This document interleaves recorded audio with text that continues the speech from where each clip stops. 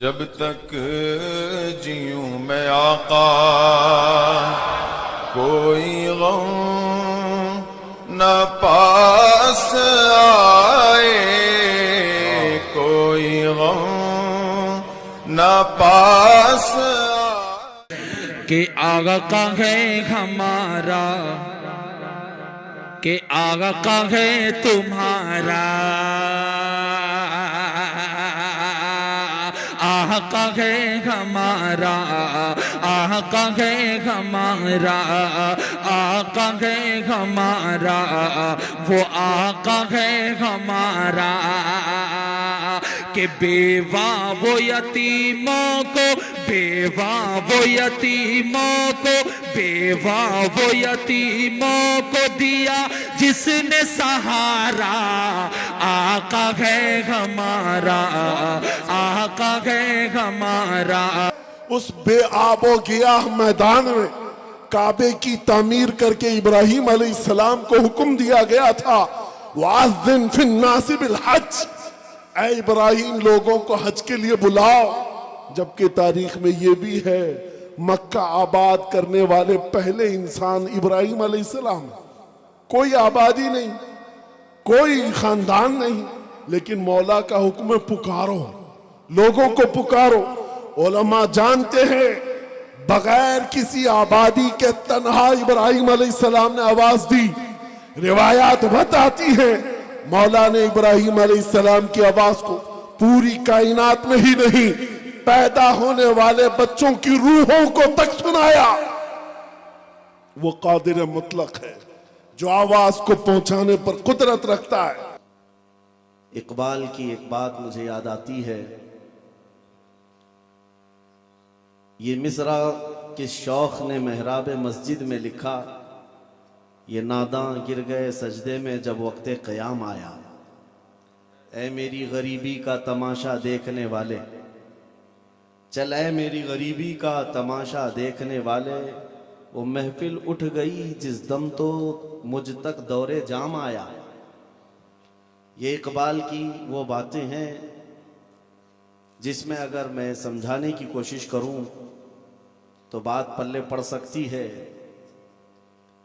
کہ مجھے ایسا لگ رہا تھا کہ یہ 3 بجے کے قریب رات میں مجھے جو کھڑا کیا جا رہا ہے یہ میرے لیے ہی اقبال نے شعر کہا تھا، لیکن یہاں معاملہ کچھ اور ہے۔ شاعر یہ کہہ رہا ہے کہ جس وقت میرے ہاتھ میں جام آیا تھا اس وقت تک تو محفل ختم ہو گئی تھی، محفل ختم ہو گئی اس وقت تو میرے ہاتھ میں جام آیا، لیکن ناگور کی سنیت کو میں دیکھ رہا ہوں 3 بجے کے وقت بھی وہی شباب ہے جو دن کے 12 بجے ہوا کرتا ہے۔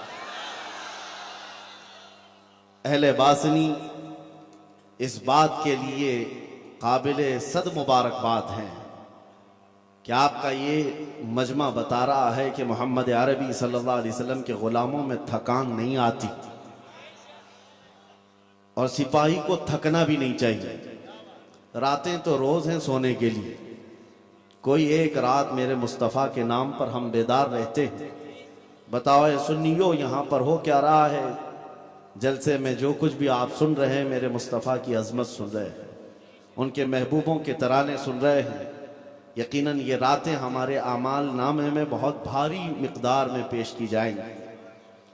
میں اس منبر کا سب سے چھوٹا خطیب ہوں، بلکہ چھوٹا متکلم کہیں، بڑے بڑے خطباء یہاں پر موجود رہے، ان کے جوہر آپ نے دیکھے، اور صوفی صاحب قبلہ جس طرح سے چن کر کے ادارہ بنائے ہیں، منبر بھی شاید یہ چن کر کے بناتے ہیں۔ یہاں پر لفاظی یا پھر اس طرح کی گولہ باری نہیں دیکھی گئی، معنی خیز جملے آپ کے سامنے پہنچائے گئے۔ مجھ سے پیشتر مقرر حضرت مولانا کمال الدین صاحب جس درد کے ساتھ وہ آپ تک بیان کر رہے تھے، میں ان کا بے حد احترام کرتا ہوں کہ امت کو بیدار کرنے کے لیے یہ آوازیں ہیں، بہت کم آج دستیاب ہیں۔ اگر یہ آوازیں اٹھ گئیں تو آپ کو میں ایک بات بتا دوں، دشمنان اسلام بلکہ ظالم انگریز بھی یہی کہتا تھا، ان کے توپوں میں اتنا دم نہیں ہے جتنا علماء کی زبانوں میں طاقت ہوتی، اس لیے وہ علماء اہل سنت کے دشمن ہوا کرتے۔ 30,000 کے قریب علماء اہل سنت کو انہوں نے پھانسی پر چڑھایا تھا۔ غدر جنگ آزادی سے پہلے یہ جو 1857 سے چلی ہے، علماء اہل سنت کی جو قربانیاں ہیں، انگریز ان کا دشمن کیوں تھا؟ اس لیے کہ ان کو معلوم ہے ان کی زبان میں بلا کا اثر ہے، یہ جب بولتے ہیں تو لوگوں کے دلوں کو کھینچ لیتے ہیں، اور اسی لیے وہ کہتے ہیں توپوں میں اتنی طاقت نہیں ہے جتنی ان کی زبانوں میں طاقت ہے۔ میں کھلے عام گفتگو کرنے کا عادی ہوں، اس لیے کہ جتنا جینا تھا مولا کے شکر اور احسان کے ساتھ عرض کرتا ہوں اس زندگی میں جی لیا۔ ایک انسان کی خواہش کیا ہوتی؟ پڑھائی کرے، لکھائی کرے، اپنا گھر بنا لے۔ الحمدللہ رب تبارک و تعالیٰ نے میری حیثیت سے لاکھوں درجہ زیادہ مجھے دے دیا۔ ہماری وہ حیثیت نہیں تھی، کم عمر میں رب تبارک و تعالیٰ نے بے شمار چیزیں عطا کی، ہم جہاں تک جانا چاہتے تھے علم کے میدان میں پہنچ گئے۔ شادی، بچے، گھر بار سب ہو گیا، مزید اس دنیا میں جینے کی ہوس رکھنا میں سمجھتا ہوں فضول ہے۔ اب جو زندگی باقی ہے روئے زمین پر، ہم کو ایک حقیقت معلوم ہے، مرنا تو ہے ایک دن، بستر پر پاؤں رگڑ کر مرنے سے بہتر ہے میرے مصطفیٰ کا نام بلند کر کے دنیا سے جائے۔ اگر ہمیں مرنا ہی ہے، اس دنیا سے جانا ہی ہے، یہ محکم فیصلہ ہے مولا کا، تو کسی کے پر میں سر چھپانے سے یا کسی کی چادر میں پناہ لینے سے ہم موت سے نہیں بچ سکتے۔ موت سے جب بچنا ممکن ہی نہیں تو ہیلے بہانے ڈھونڈنے سے بہتر ہے کہ اللہ کا کلمہ بلند کرو۔ رب تبارک و تعالیٰ کی ذات پر یا قرآن پر یا نبی پاک صلی اللہ علیہ وسلم کی بات پر، عزت پر جب بات آئے، ہمیں سر چھپانے کی ضرورت نہیں، سر باہر نکالنے کی ضرورت ہے۔ عزیزان گرامی وقار، یہ جلسہ ہے سرکار سیدنا غوث اعظم عبد القادر جیلانی رضی اللہ تعالیٰ عنہ سے منسوب۔ آپ کو میں یہ بات بتا دوں، ہو سکتا ہے برسوں سے ہم نے غوث اعظم کی کرامات سنی ہے، لیکن ان کی بے باک تبلیغ کو بھی دیکھو، ان کا بغداد میں ورود مسعود دیکھو۔ اس وقت بغداد میں غوث پاک آئے تھے جب وہاں پر ظالموں کی حکومت تھی، شیعہ نواز حکومت۔ اس طرح کے سیدنا ابو بکر صدیق اور حضرت عمر کا نام لینے پر مسجد کے دروازے پر کوڑے مارے جاتے تھے۔ اس وقت سلطان الاولیاء غوث الاعظم دستگیر رضی اللہ تعالیٰ عنہ نے اس امت کی باغ ڈور سنبھالی۔ خانقاہ میں بیٹھنے والے مرشدان نظام، یہ نہیں ہے کہ تربیت کا مطلب، تصوف کا مطلب دنیا سے دوری اور مخلوق سے دوری، صرف یہ مطلب نہیں، مخلوق میں رہ کر مخلوق کی رہبری کرنا یہ اصل تصوف ہے اور فقراء کا مسلک ہے۔ فقراء کا مسلک یہ، جب امت مصطفیٰ میں بگاڑ دیکھو تو گوشہ نشینی نہیں، ان کے درمیان رہ کر باطل سے ٹکر لے کر ان کی اصلاح کی کوشش کی جائے۔ غوث اعظم سیدنا عبد القادر جیلانی رضی اللہ تعالیٰ عنہ بغداد معلی میں جب کھڑے ہوئے، جانتے ہیں کئی لوگ آپ کے حاسد تھے، کتنے لوگوں نے دامن کھینچنے کی کوششیں کی ہیں، وقت کے خلیفہ کے پاس جا کر کتنے لوگوں نے آپ کے خلاف بھڑکایا اور ایکشن لینے کی باتیں تک آئی۔ اس وقت جو موجود خلیفہ تھا اس نے کئی مرتبہ ہیلے بہانے سے آپ کو اپنے قریب کر کے یا ان کی آواز کو دبانے کی کوشش کی، لیکن ہر آئے دن خبر یہ آتی، جامع مسجد میں جب غوث پاک رضی اللہ تعالیٰ عنہ خطبہ دیتے ہیں 70,000 سے کم کا مجمع نہیں ہوتا، اور مجمع بھی ایسا کہ جب وہ بولتے ہیں تو صرف لوگ سنتے نہیں ہیں بلکہ رب تعالیٰ کے حضور اپنی جانیں بھی قربان کر جاتے ہیں، دنیا و ما فیہا سے بے خبر ہو جاتے ہیں۔ غوث اعظم کا یہ اثر بڑھتا چلا گیا۔ وقت کا خلیفہ ایک بار پیسوں کی گڈی لے کر کے یا اشرفیوں کی تھیلی لے کر غوث پاک کے پاس آیا تھا کہ بہت سارے فقیر تھوڑا نذرانہ دکھا دے تو ہماری مروت کرنے لگ جائیں گے، ہماری طرح بات کرنے لگ جائیں گے۔ ہر زمانے میں لوگ پیسوں سے خریدنے کی کوشش کرتے ہیں. علماء ذویل احترام، یہاں سے آج امامہ باندھ کر جانے والے فیضان اشفاق کے طلبہ، یاد رکھو جب کبھی کوئی تمہیں سکہ دکھائے ٹھوکر مارنا اور پھر کہنا اپنا سب کچھ گنبد خضرا کل بھی تھا اور آج بھی ہے. ہمارے لیے دولت کوئی معنی نہیں رکھتی. غوث اعظم کا مرید ہے تو کیا مسلک لے کر چلتا ہے؟ خلیفہ وقت کا آیا، اشرفیوں کی تھیلی لے کر کے آیا غوث پاک کے دربار میں. اشرفیوں کس کو کہتے ہیں؟ سونے کے سکے ہوا کرتے تھے، لا کر کے نذرانے کے طور پر پیش کیا. آپ نے فرمایا فقیر کو اس کی حاجت نہیں، لے جاؤ. پھر اصرار کیا کہ اس کو قبول کر لیں. کچھ لوگ نذرانہ اسی لیے دیتے ہیں تاکہ ہمارا دباؤ ان پر بنا رہے، ہمارا احسان ان پر جمع رہے اور یہ ہمارے حساب سے بات کیا کریں. غوث پاک کا مسلک یہ ہے. آپ نے فرمایا اس فقیر کو اس کی حاجت نہیں، لے جاؤ. دوبارہ اصرار کیا، پھر آپ نے منع کیا. تیسری مرتبہ کہنے لگا کیا ہدیہ قبول کرنا سنت نہیں ہے؟ کیا یہ ہدیہ آپ قبول نہیں کرتے؟ غوث پاک نے وہ اشرفیوں کی تھیلی اس کے ہاتھ سے لی اور اس کے بعد اپنے ہاتھوں سے نچوڑنا شروع کیا. جب نچوڑنے لگے تو اس سے خون کے قطرے ٹپکنے لگے. خون اتنا بہنے لگا کہ وہ وقت کا خلیفہ بے ہوش ہو کر گر پڑا. جب افاقہ ہوا تو کہا کہ یہاں سے لے کر چل پڑ اپنی جگہ پر، ورنہ اس سے اتنا خون نکالوں گا کہ یہاں سے لے کر تیرے محل تک نالیاں بھر جائیں گی. اس لیے کہ عبد القادر کو پتا ہے یہ غریبوں کا چوسا ہوا مال لے کر تو ایک فقیر کو نذرانہ دینے آیا ہے. عزیزان گرامی وقار، یہ بے نیازی، یہ غنا جو ان فقراء میں تھی آج کے درویشوں میں کاش یہ اگر آ جائے. یہ نہیں ہے کہ ہم کسی امیر زادے کا احترام کرتے ہوئے جگہ چھوڑ دیں یا کسی نیتا کے آنے پر ہم اپنی امت بھول جائیں. یہ فقراء کا مسلک نہیں، غوث اعظم کا مسلک نہیں. دنیا ایک جگہ ہے، میرے مصطفیٰ کے قدموں میں رہنے والا، پھٹے پرانے کپڑے پہننے والا فقیر بھی ہو، وہ ہمارے سروں کا تاج ہے، وہ ہمارے سروں کا تاج ہے. ہم نے جو عزت دوسری جگہ ڈھونڈنی شروع کی ہے، ہماری عزت چلی گئی ہے، ہماری عزت چلی گئی ہے.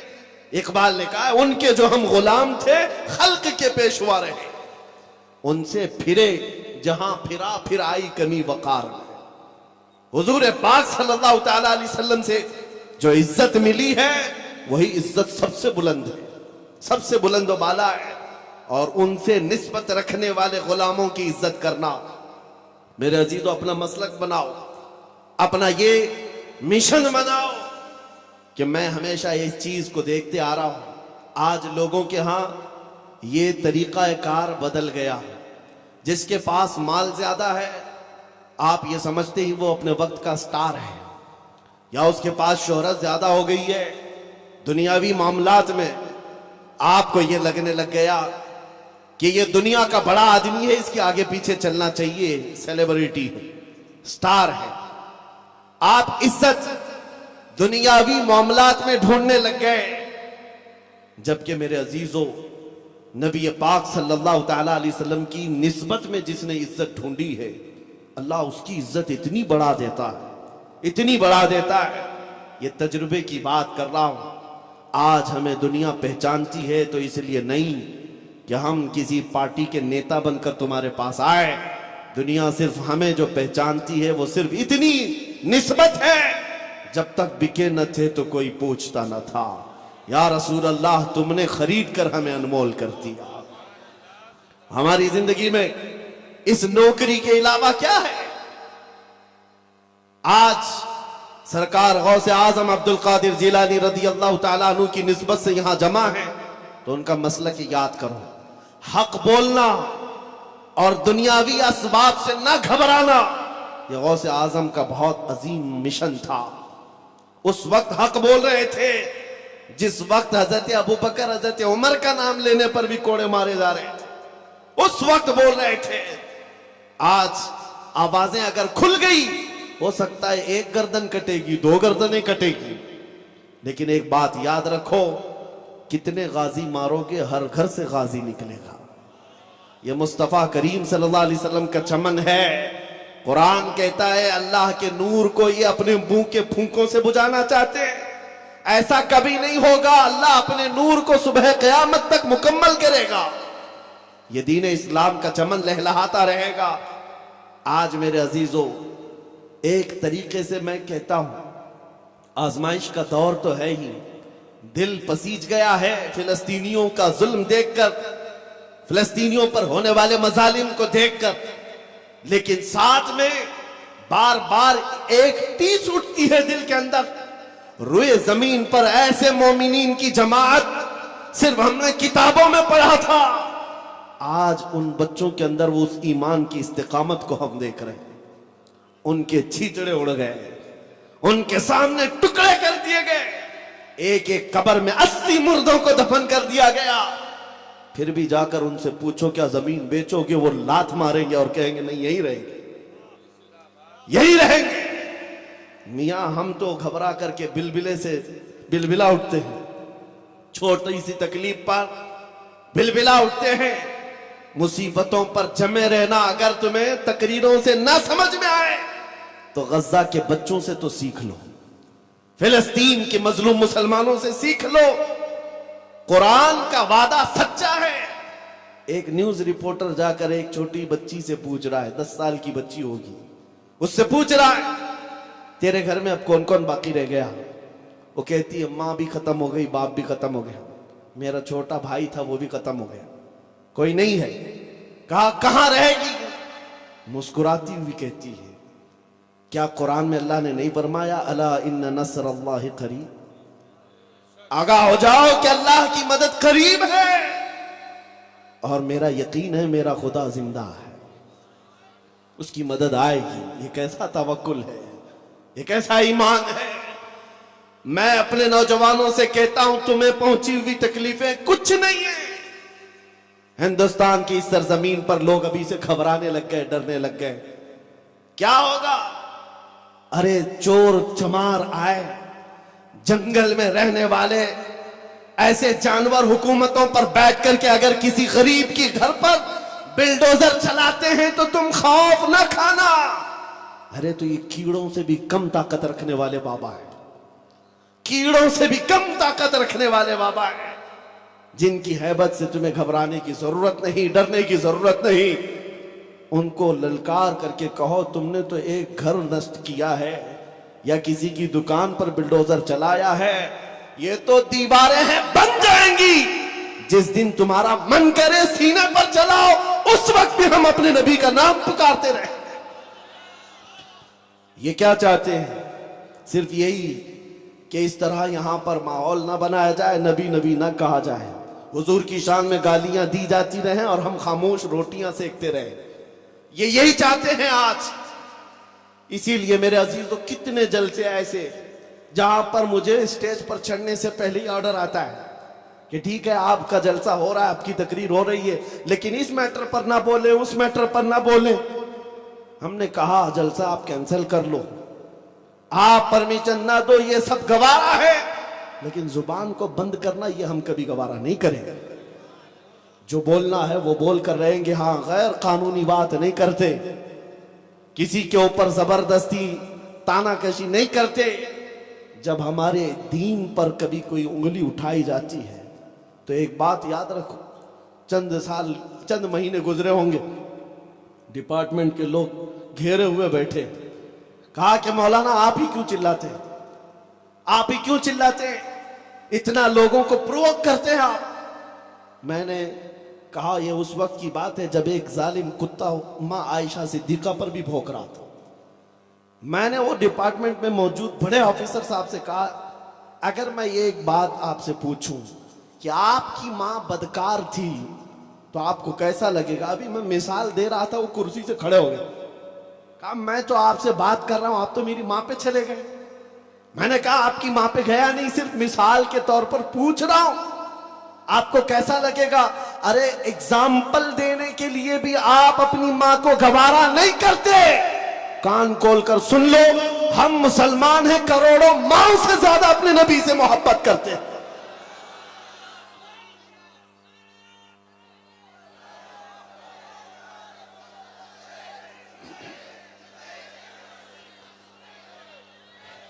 بس آج کا ایک پیغام میں دے کر کے جاؤں گا جو بریلی کی سرزمین سے اٹھا تھا، आला हजरत ने फरमाया था, खौफ ना रख रजा जरा, तू तो है अब्दे मुस्तफा। खौफ ना रख रजा जरा, तू तो है अब्दे मुस्तफा। तेरे लिए अमान है, तेरे लिए अमान है। ये उलमा जो बैठे हुए हैं, इनकी आवाजों को खोल दो, इनके गलों को आजाद कर दो, इनके मिंबरों पर, इनके मेहराबों पर तुम पाबंदियां ना लगाओ कि मौलाना हालात खराब है, ये ना बोलो, वो ना बोलो। ये मुआश के मारे हुए बेचारे तुम्हारे हालात को देखते हुए खामोश हो जाते हैं और इस तरह से कौम के अंदर बुज़दिली आने लग जाती है। मैं उलमा से भी कहता हूं, अगर इस तरह की नौकरियां छूटती हैं तो छूटे, अल्लाह रज़्ज़ाक़ है, मुसब्बिबुल अस्बाब है। अगर एक दरवाजा कौम बंद करती है, मेरा मौला 70 दरवाजे कुशादा करेगा। लेकिन हक बात बोलने से कभी पीछे ना आए। सरकार गौसे आजम अब्दुल कादिर जीलानी रज़ियल्लाहु ताला अन्हु मिंबर पर खड़े होकर तकरीर कर रहे हैं, बयान कर रहे हैं, मजमा बहुत बड़ा है। अचानक छत के ऊपर से एक काला सांप गिर गया, और वो भी कहां, आपके कंधे पर गिरा, फिर आपके अंदर दाखिल हुआ, आस्तीन में आया। सांप है और वो भी खतरनाक किस्म का काला सांप। बयान जारी रहा, बयान चलता रहा। लोग थोड़े से इधर उधर हो गए, कुछ मुंतशिर हो गए, कुछ जमे हुए बैठे रहे, लेकिन आपकी खिताबत में जरा बराबर भी न लग़ज़िश आई, न कभी फिसलन देखा। बराबर फसाहत और बलागत के साथ बयान जारी रहा। वो सांप घूम फिर करके वापस चला गया। जब बयान खत्म हुआ तो लोगों ने पूछा, ये क्या बात थी? ये सांप आया और आप बयान जारी रखते रहे और उसके बाद भी आपने कलाम को मुकम्मल किया। गौसे पाक रज़ियल्लाहु ताला अन्हु फरमाते हैं, मैं उस कादिर का बंदा अब्दुल कादिर हूं, मुझे उसकी कुदरत पर यकीन है। अगर मौला ने मेरी मौत लिखी है तो ये काला कीड़ा नहीं, चूंटी से भी मौत हो सकती है। और अगर उसने मौत नहीं रखी, इस तरह के 100 सांप भी मेरे गले में लटक जाए, मुझे कोई मौत नहीं दे सकता। इस यकीन के साथ आज इस जमीन पर जियो।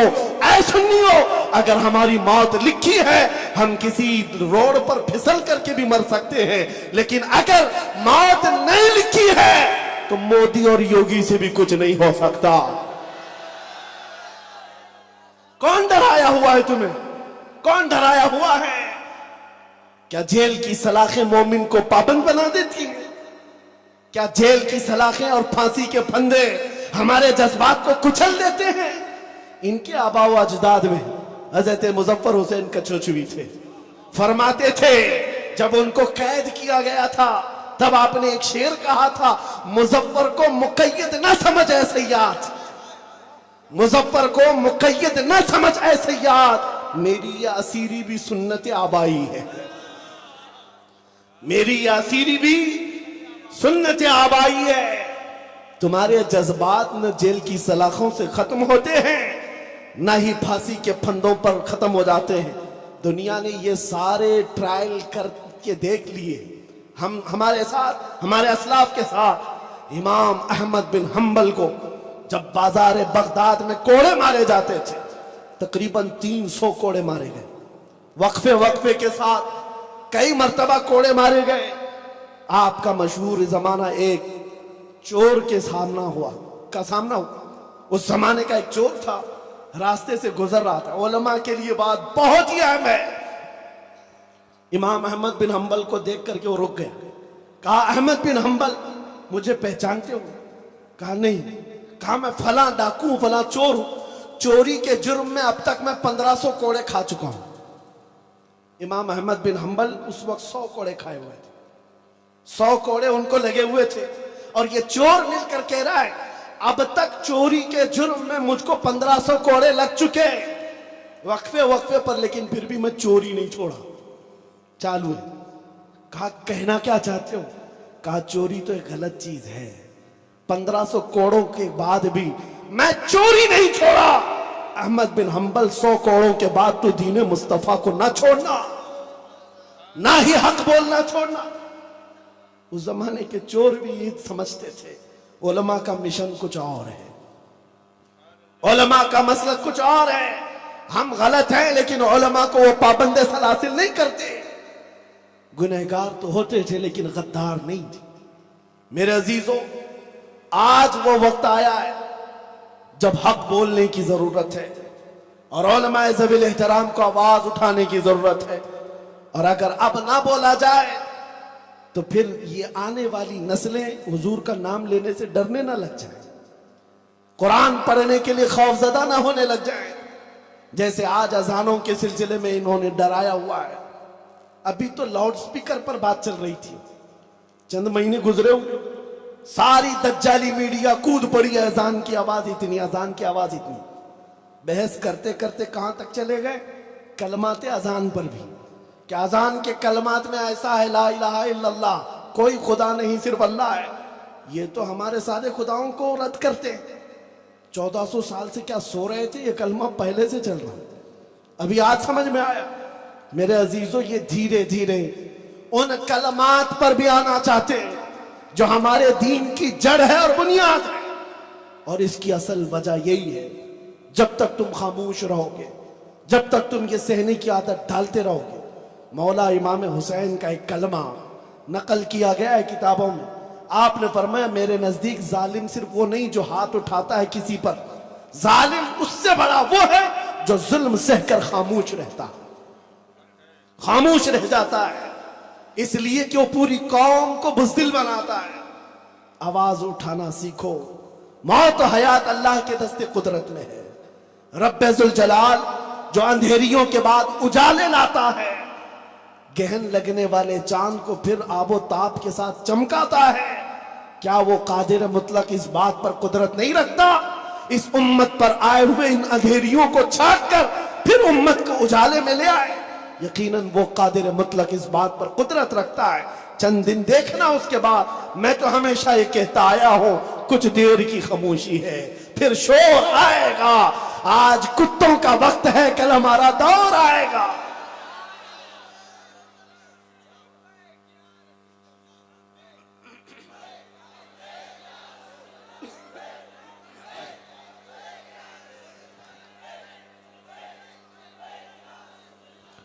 میرے عزیزوں, مایوسی کے ساتھ گزارنے والی زندگی بڑی کرب والی ہوتی ہے, درد والی ہوتی ہے.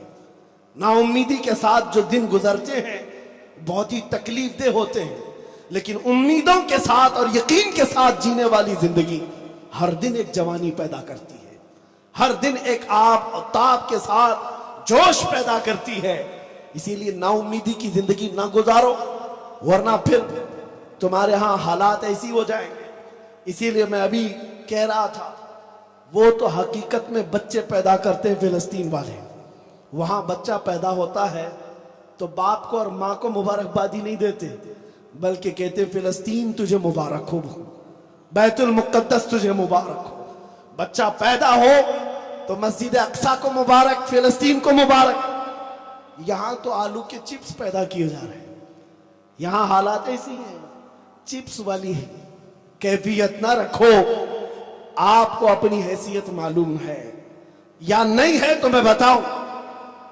آپ کو ایسا لگتا ہے کہ ہم سب ٹوٹے بکھرے ہوئے لوگ ہیں, سیاست نہیں, قیادت نہیں, کچھ نہیں ہمارے پاس, اسی لیے دنیا ہمیں ڈراتی ہے. ایسا نہیں ہے. تمہارے پاس جو دولت عشق مصطفیٰ ہے وہ اتنی بڑی دولت ہے جس سے ڈر کر کے یہ میڈیا کے دجال 24 گھنٹے تم پر بھونکتے رہتے. کیوں ٹارگٹ پر رکھا ہے تم کو, کیوں ہم کو نشانوں پر رکھا ہے؟ ارے یہاں اور بھی قومیں ہیں, اور بھی بہت ساری آبادیاں ہیں, لیکن ہر مجلس میں تم ہی مدعا کیوں بنے رہتے ہو؟ کئی دکانیں تو ایسی ہیں ہمارا نام لیے بغیر چلتی نہیں.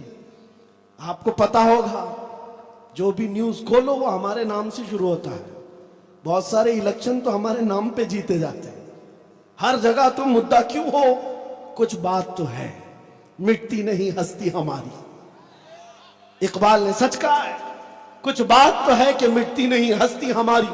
صدیوں رہا ہے دشمن دور زماں ہمارا, یونان و مصر و روما سب مٹ گئے جہاں سے, باقی مگر ہے اب تک نام و نشاں ہمارا. عزیزان گرامی وقار, سلطان الاولیاء غوث العظم دستگیر رضی اللہ تعالیٰ عنہ کی بارگاہ میں خراج عقیدت پیش کرتے ہوئے یہ بات عرض کرتا ہوں. ان کا مسلک تھا, ان کا مذہب تھا حق بولنا اور خوف نہ کھانا.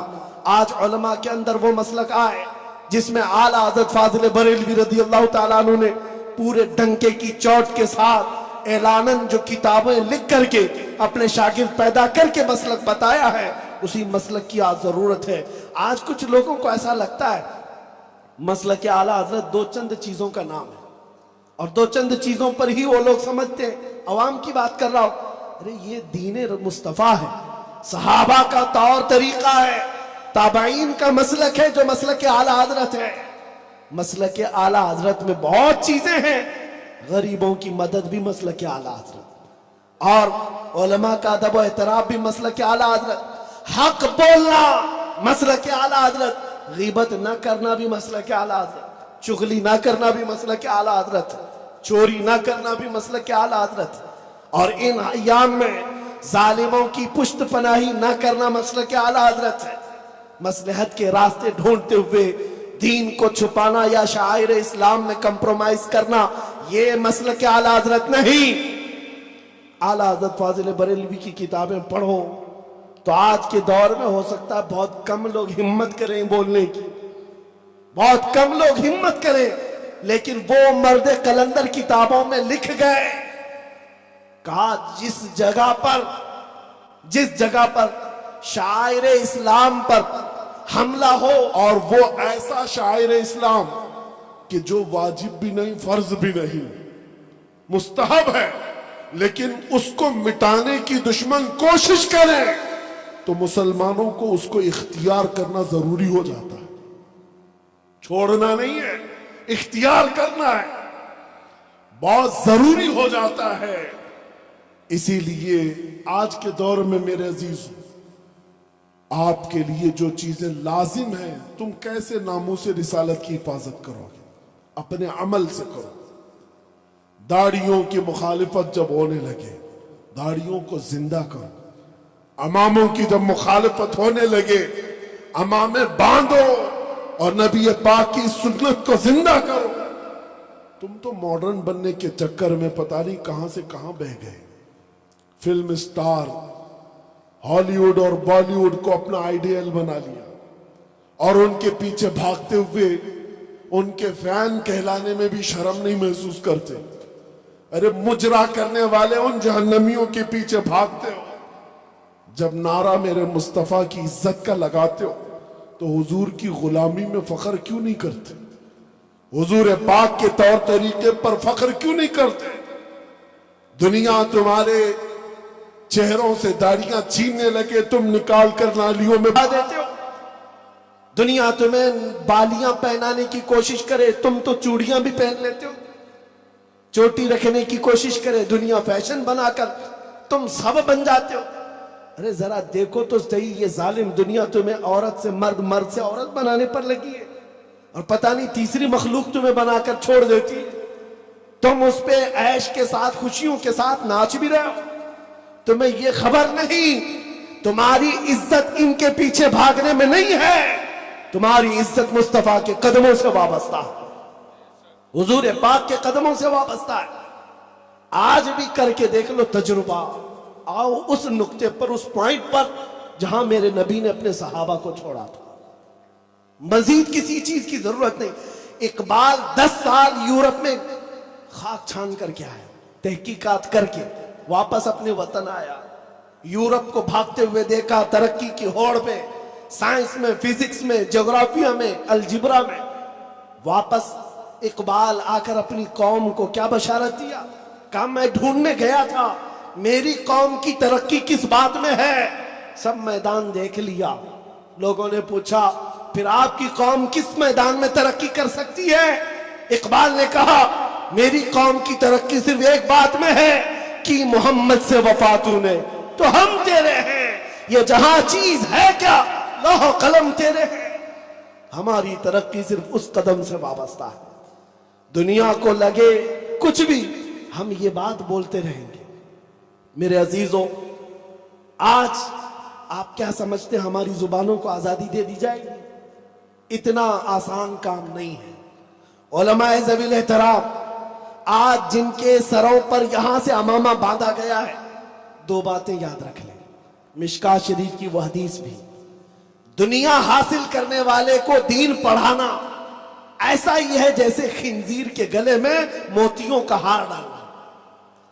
ایسے دنیا دار کو دین کا علم دیا ہی نہ جائے جو اپنے دین کو استعمال کرنے لگ جائے دنیا حاصل کرنے کے لیے. پہلی نصیحت تو ان علماء کے لیے یہی ہے. اور امام غزالی فرماتے ہیں وہ عالم دین جو کسی سیٹھ کے ہاں جاتا ہے, مالدار کے ہاں جاتا ہے اس نیت سے کہ میں کچھ دین اس کے پاس دوں گا تو وہ مجھے کچھ پیسے دے گا, امام غزالی فرماتے ہیں وہ عالم اس مکھی سے زیادہ غلیظ ہے جو پخانے پہ بیٹھتی ہے. تمہارا یہ مسلک نہیں ہے, تمہیں اللہ کے رسول کی نیابت دی گئی ہے. کیا یہ کم ہے نائب رسول ہو جانا؟ نیابت کا تاج. ایک بات یہ یاد رکھیں.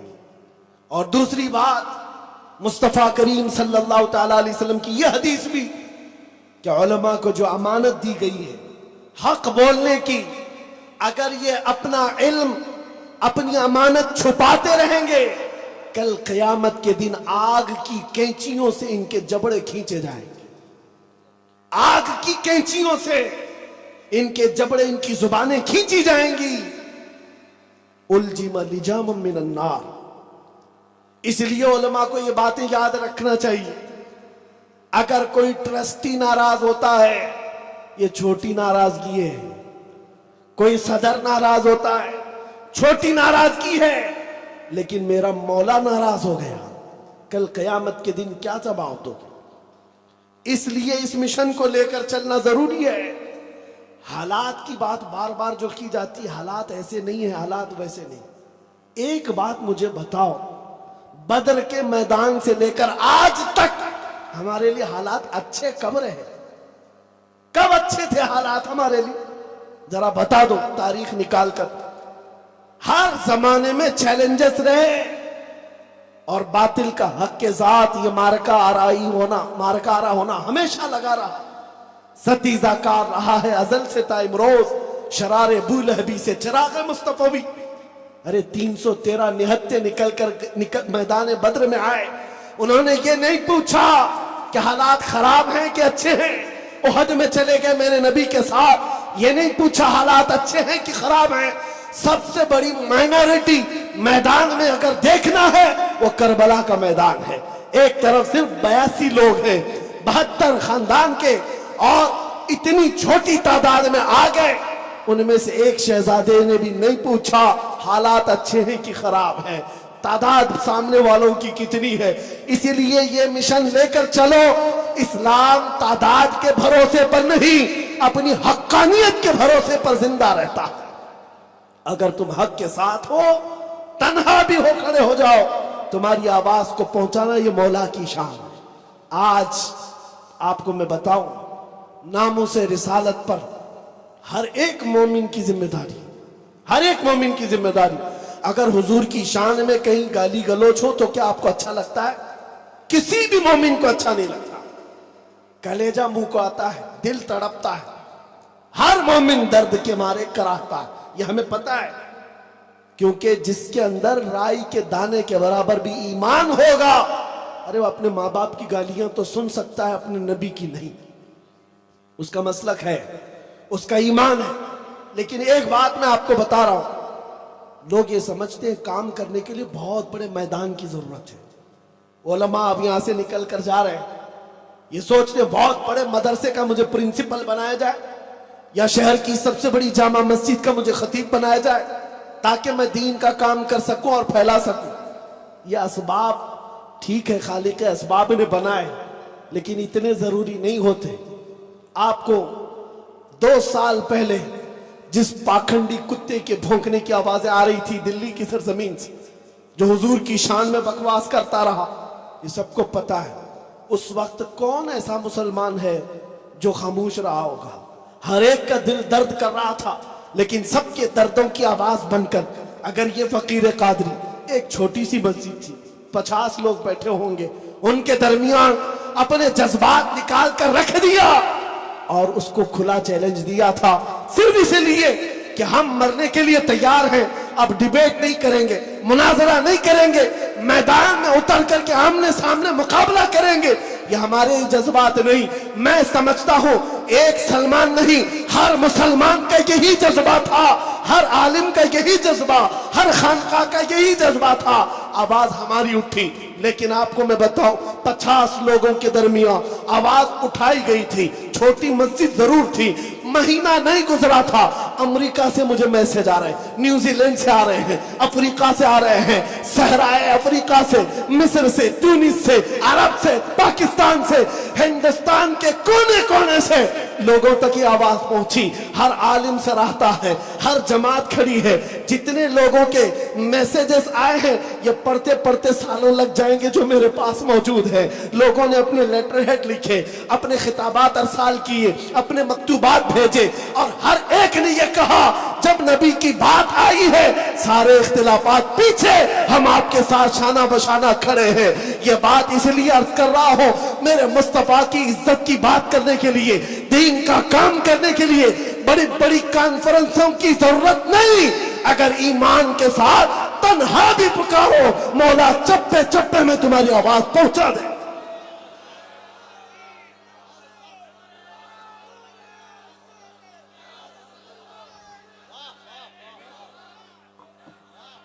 دل سے جو آواز نکلتی ہے اثر رکھتی ہے، پر نہیں طاقت پرواز مگر رکھتی ہے۔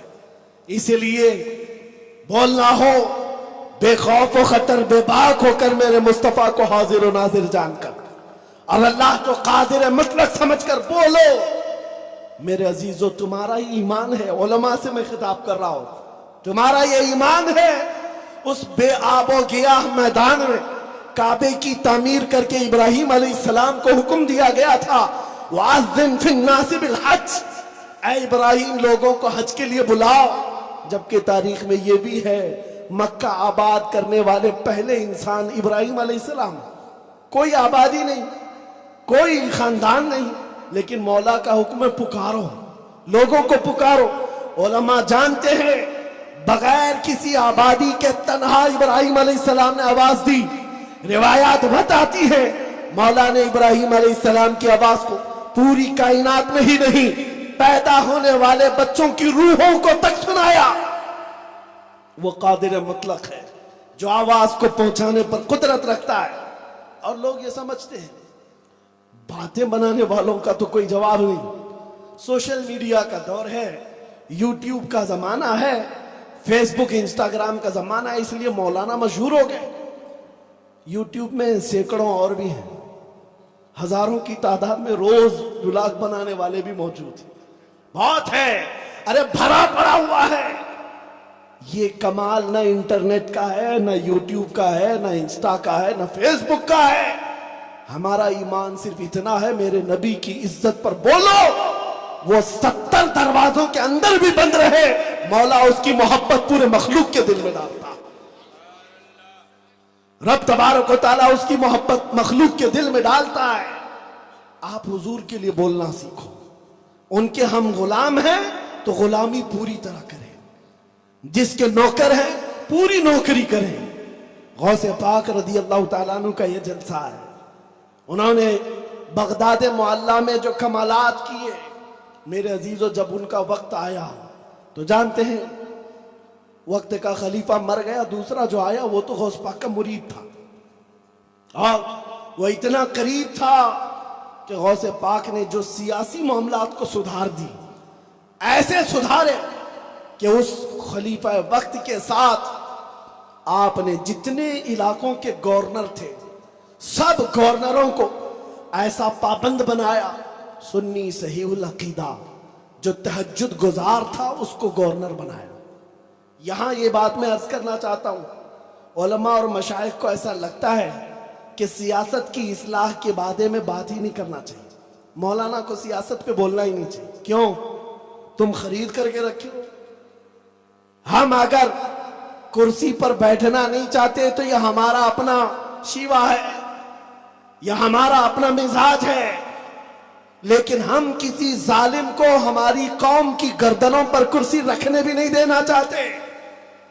جب کبھی کوئی ظالم پیر پسارے اس کے خلاف بولنا بھی علماء اہل سنت کا کام ہے، علماء کا یہ کام ہے۔ علماء حق کی آواز کو بلند کریں اور قوم کے اندر شعور بیدار کریں۔ ان کے اندر سیاسی شعور بیدار کرے. میرے عزیزو، تم کو دنیا جو آج تانا دیتی ہے کہ یہ 500 میں بک جاتے ہیں، 1000 میں بک جاتے ہیں، اللہ کا واسطہ دیتا ہوں، نبی کا واسطہ دیتا ہوں، اس طور طریقے سے اور اس دھبے سے اپنے آپ کو آزاد کرو. 500 1000 کی کیا اوقات، دنیا کروڑ بھی تمہارے سامنے ڈالے، تمہیں اس کی طرف سونگھنا بھی نہیں چاہیے، دیکھنا بھی نہیں چاہیے. ایک صاحب نے مجھ سے یہ کہا تھا، غیر مسلم ہے، اور انہوں نے یہ ہماری تقریریں بہت سنی. ایک بار مجھ سے کہا تھا، مولانا آپ کہتے ہیں دوپہر میں لال جھنڈا، شام میں نیلا جھنڈا، رات کو ہرا جھنڈا، یہ پارٹیاں بدلنے والی قوم. تو انہوں نے کہا مولانا آپ کی قوم ہی یہ زیادہ کرتی، آپ کے لوگ یہ کرتے ہیں، دوپہر میں اس پارٹی کے ساتھ جاتے ہیں، شام میں اس کے ساتھ، رات میں اس کے ساتھ. وہ مجھے ٹانٹ مار رہے تھے. میں نے کہا ہاں کرتے ہوں گے، آپ سے بھی 500 لیتے ہیں، ان سے بھی 500، ان سے بھی 500، سب سے لے کے آ جاتے ہیں، وہ کرتے ہوں گے مجھے پتا ہے. کہا پھر آپ بیانوں میں کیوں بولتے ہیں؟ کہا بات یہ ہے، یہ کرتے ہوں گے، جھنڈے بدلتے ہوں گے، پٹے بدلتے ہوں گے، اس لیے کہ کمپیر کرنے کے لیے ان کے پاس جتنے ہیں سب ایک ہی چٹے بٹے ہیں، ایک تھال کے. کمپیر کرنے کے لیے ان کے پاس کوئی ہے نہیں، وہ بھی اتنا ہی، یہ بھی اتنا ہی، وہ بھی اتنا ہی، اس لیے جاتے ہیں سب کے ساتھ. لیکن قسم خدا کی، میں نے جو اس بندے کو کہا تھا آج آپ کے سامنے دہرا رہا ہوں، اور اہل باطنی کا بھی یہی جذبہ ہو. میں نے ان سے کہا تم نے مجھے تانا مارا ہے، پارٹیاں بدلتے ہیں، جھنڈے بدلتے ہیں، ان کے سامنے جو شخصیات ہیں وہ سب ایک ہی طرح کے ہیں. آؤ تمہارے پاس 500 نہیں 10 کروڑ ہو تو لے کر کے آنا، میں اپنے محلے کا یا کسی بھی مسلمان بستی کا ایک نوجوان تمہارے سامنے لاؤں گا، کوئی عالم دین نہیں، کوئی پرہیزگار متقی نہیں، نارمل قسم کا ایک نوجوان تمہارے سامنے بٹھاؤں گا. 10 کروڑ کی دولت لے کر بیٹھنا، اور اس کے بعد اس کو یہ نہیں پوچھنا 10 کروڑ لوگے کہ کانگریس کے پاس جاؤ گے، 10 کروڑ لوگے کہ بی جے پی کے پاس جاؤ گے، بلکہ رکھے رہو 10 کروڑ ایک طرف گنبد خضرا کی تصویر رکھنا. اور قسم خدا کی میں کہتا ہوں ہمارا عام نوجوان بھی تمہارے 10 کروڑ کو ٹھوکر مارے گا اور کہے گا میرے نبی سے میرا رشتہ کل بھی تھا اور آج بھی ہے، اپنا سب کچھ گنبد خضرا کل بھی تھا. اور بتلا دو گستاخ نبی کو غیرت سنی زندہ ہے، ان پہ مر مٹنے کا جذبہ کل بھی تھا اور آج بھی ہے.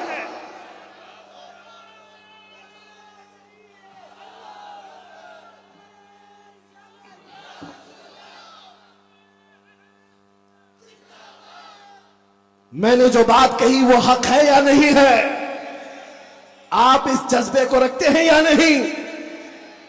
باقی نوٹ ادھر ادھر آتی جاتی رہتی، اس سے مجھے کوئی تعلق نہیں، لیکن جب نبی کی بات آئے ساری دنیا کو ٹھوکر مارنا، سب کو چھوڑ دو.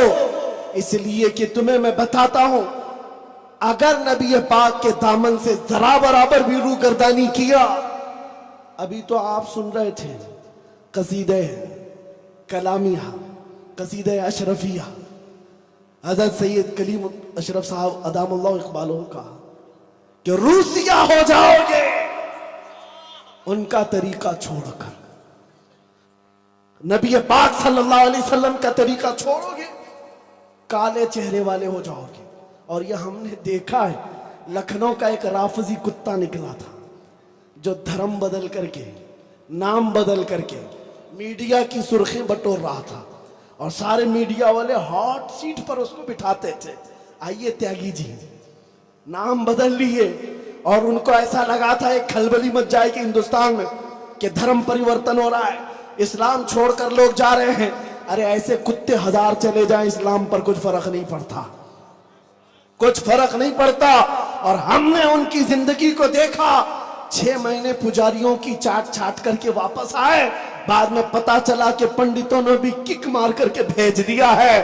کتا نہ ادھر کا رہا نہ ادھر کا رہا، دھوبی کا کتا نہ گھر کا نہ گھاٹ کا. 100 سال پہلے بریلی کے امام نے یہ آواز اٹھائی تھی، یا رسول اللہ جو تیرے در سے یار پھرتے ہیں در بدر یوں ہی خار پھرتے ہیں، جو تیرے در سے یار پھرتے ہیں در بدر یوں ہی خار پھرتے ہیں۔ حضور کو چھوڑ کر کے جو جاتا ہے اس کی ذلت دنیا میں جب یہ ہے تو پھر حشر میں تو دیکھنا ہے، کیونکہ حشر کا عالم تو یہ ہے، عرش حق ہے مسند رفعت رسول اللہ کی، دیکھنی ہے حشر میں عزت رسول اللہ کی۔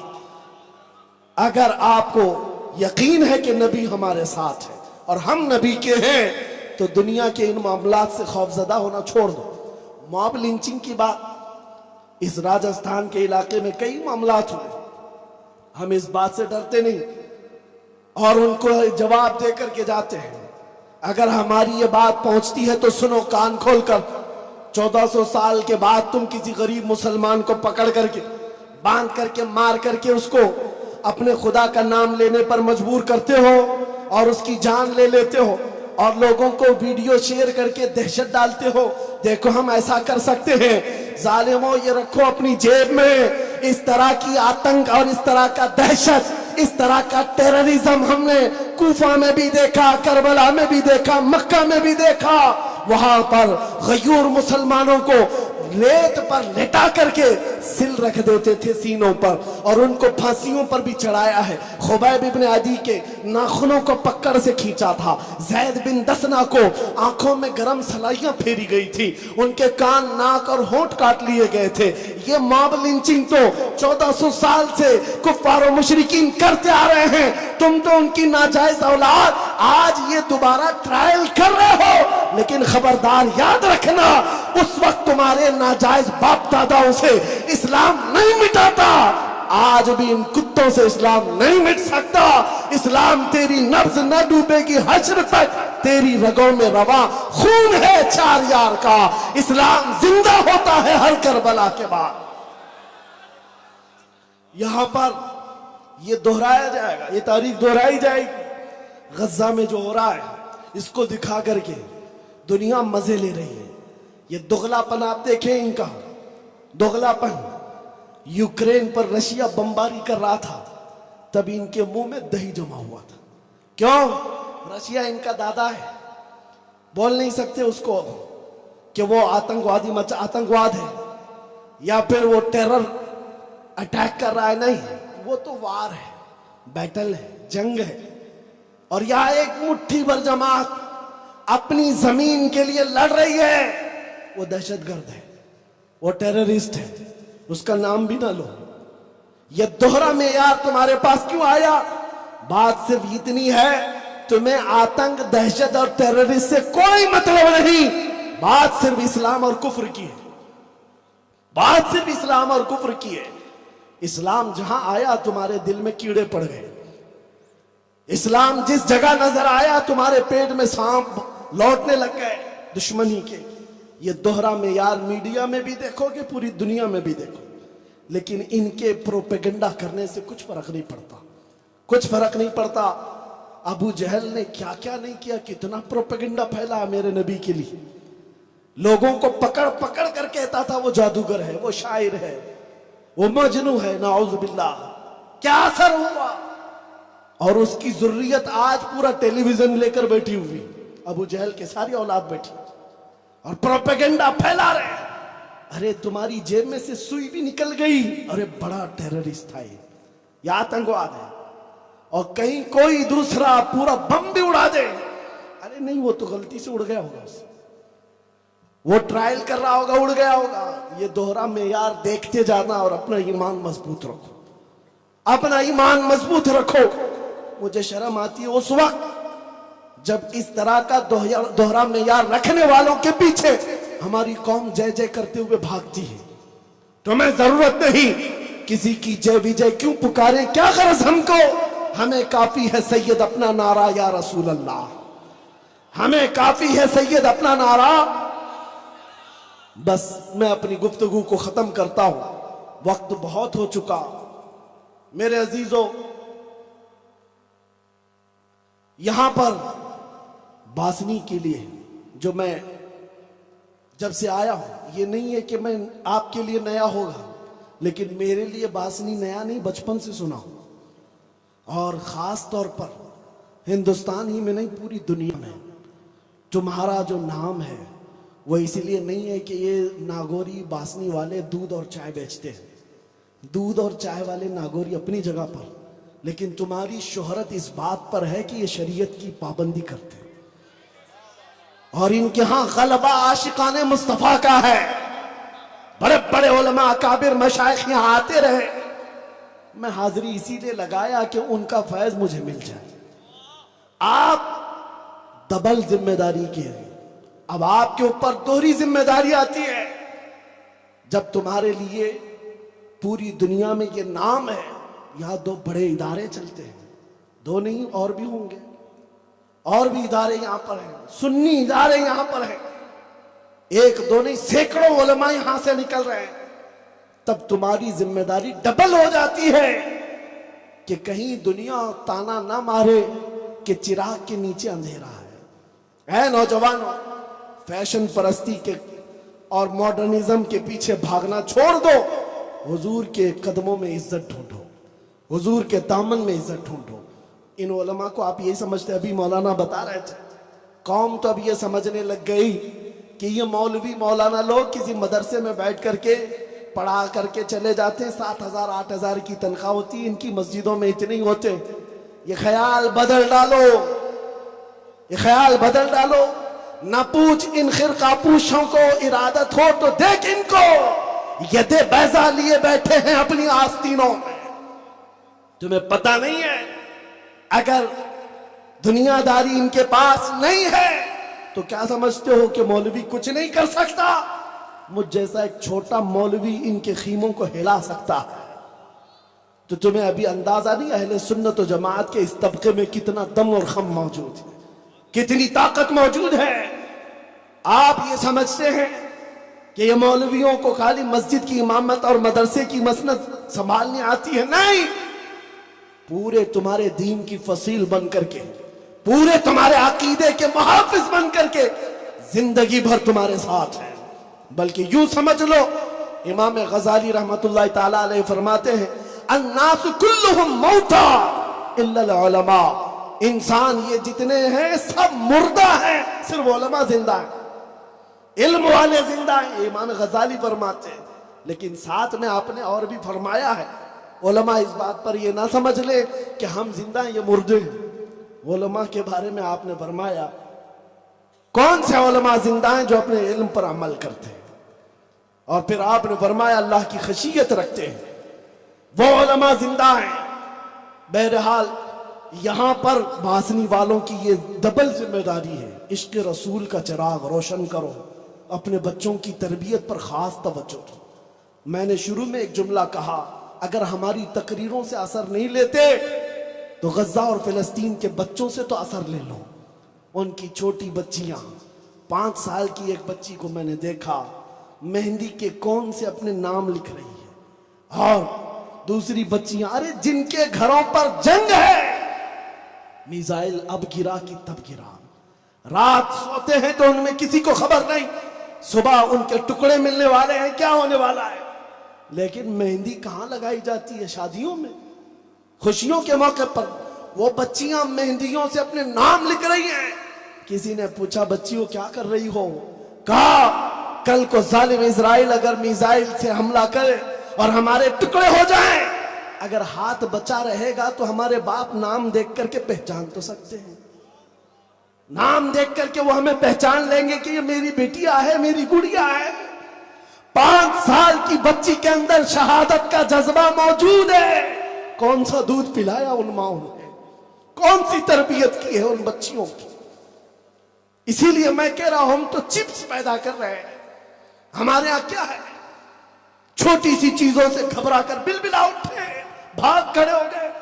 اعلیٰ حضرت نے لکھا ہے، علماء سنو، اعلیٰ حضرت فرماتے ہیں جو بزدل ہے اسے دین کی خدمت کرنے کے لیے آگے آنا ہی نہیں چاہیے، آئے گا تو مشن کو نقصان پہنچائے گا، نقصان پہنچائے گا۔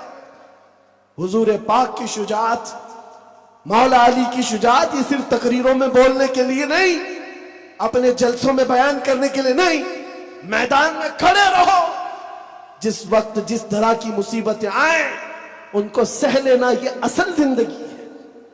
اے نوجوانوں اٹھو، وگرنہ حشر نہ ہوگا پھر کبھی، دوڑو کہ زمانہ چال اپنی چل گیا۔ آج دل رنجیدہ ضرور ہے، دکھتا بہت ہے، ہماری حیثیت کچھ نہیں کہ ہم فلسطین پہنچ سکے، ہم جا سکے غزہ کے ان بچوں پر، لیکن ان سعودی عیاشیوں پر، ان اماراتی بحرینی اور دیگر ممالک کی عیاشیوں پر بھی دل جلتا ہے۔ یہ دنیا ان کو شیوخ عرب کہتی ہے، ان کو مشائخ کہتی ہے، ان کے سفید جبے اور ان کے سفید چماق پر جا کر تم یہ سمجھتے ہو یہ اسلام کے دل دادا۔ یہودیوں نے ان کے دلوں پر ایسی حکومت طاری کی ہے، وہ خون بہتا ہوا بچوں کا دیکھ رہے ہیں اور ادھر پزے برگر کھاتے ہوئے بیٹھے تھے۔ اس لیے اے نوجوانوں، تمہارا دل اگر رنجیدہ ہے تو ظاہر سی بات ہے ہماری تقریروں کے بعد ہر کوئی یہ پوچھتا ہمیں کیا کرنا چاہیے۔ کرنا تو چاہیے، اگر ہم پہنچ نہیں سکتے تو ظالم جس بات سے ڈرا ہوا ہے اس چیز کو پھر سے پیدا کرو۔ ظالم جو ڈرا ہوا ہے صرف اس بات سے کہ فلسطین کے بچوں کا ایمان پوری دنیا میں آنے نہ پائے، تم عہد کر کے اٹھو ہمارا ہر بچہ لبیک یا آقا کہنے والا ہو جائے، ہمارا ہر بچہ جذبہ شہادت لے کر کے بیدار ہو۔ نوجوانوں کے دلوں سے خوف نکالو، ڈر نکالو۔ کب تک جیو گے یہ مجرے کرتے ہوئے ٹک ٹاک پر رات بھر زندگی گزارنے والے؟ تمہیں کیا لگتا ہے گیم کھیل کر کے زندگی گزر جائے گی؟ قیامت کے دن سب سے پہلا سوال جو ہوگا رب تعالیٰ پوچھے گا میں نے تجھے جوانی دی تھی تو نے کہاں خرچہ کیا؟ بتاؤ تم اللہ کو کیا کہو گے؟ یہی کہو گے رات بھر پب جی کھیلتا تھا، رات بھر فیس بک پہ چیٹنگ کرتا تھا، رات بھر انسٹا چلاتا رہتا تھا؟ کیا جواب دو گے اللہ کی بارگاہ میں؟ یہ ہنسنے کا وقت نہیں ہے، رونے کا وقت، رونے کا وقت ہے۔ مولا کریم کی جس وقت پکڑ ہوگی، مفسرین فرماتے ہیں خالی اس ایک سوال کا جواب دینے میں 400 سال لگ جائیں گے، کسی کو 500 سال لگ جائیں گے، کسی کو 700 سال لگ جائیں گے۔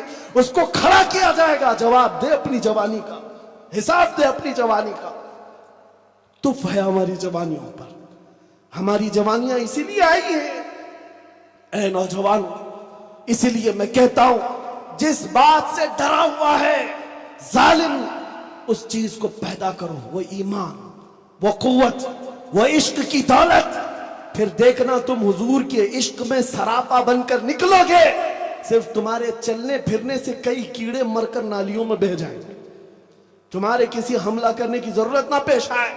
تم عشق رسول کے لباس کو ایسا اوڑھ لو کہ تمہارا چلنا پھرنا بھی بہت اثر رکھے گا، بہت اثر رکھے گا، کیونکہ اللہ کا وعدہ ہے وہ اللہ اپنے حبیب کی اس امت کا رعب دشمنوں میں ڈالے گا، لیکن کب؟ جب وہ ایمان کامل کے ساتھ اٹھے گا، حضور کے طریقے کے ساتھ اٹھے گا، تمہارا رعب اللہ تعالیٰ دشمنوں کے دل پر ڈالے گا۔ آج میں اسی بات پر گفتگو ختم کرتا ہوں۔